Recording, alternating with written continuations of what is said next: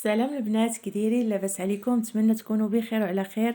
عواشركم مبروكه ورمضان كريم عليكم ان شاء الله بالصحه والسلامه واللي كتمناو ان شاء الله. بغيت نشارك معكم العسل بالطريقه اللي كنديروا بها انا، سهله ناجحه 100%، خصوصا البنات المبتدئات. غادي نحتاجوا واحد الطنجره تكون ثقيله شويه، غنديروا فيها 2 كيلو ديال السكر حبيبات ولا السكر سنيده.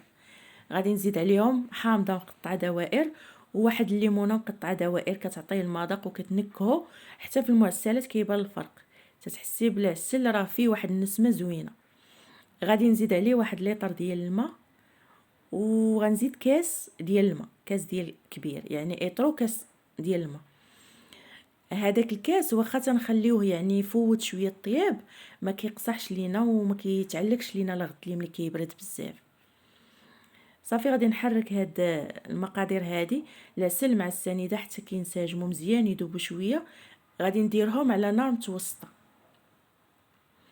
حتى كطلع ليه الغليه شويه، عاد غادي نقص عليه العافيه وغادي نخليه على نار مهيله واحد تقريبا ساعه الا ربع بالضبط.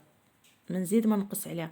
كما كتشوفوا ملي كيبدا يغلى العسل بحال هكا يعني صافي راه واجد، وكتشوفوا اللون ديال داك الحامض وداك الليمون اللي درتو، اللون ديالو واحد الكراميل زوين.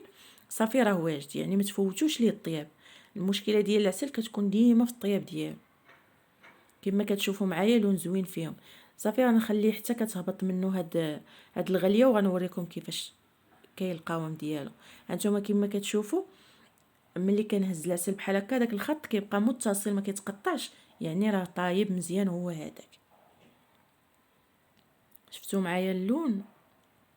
صافي غادي نصفيه من هاد الحوامض اللي درت ليه، باش ملي تيكون سخون كيجيوني ساهلين نصفيهم. الا برد كيتقال شويه وما كيبغيش يتصفى. صافي غادي نحيدهم، غادي نخليه كيرتاح واحد الليله كامله حتى لغط ليه.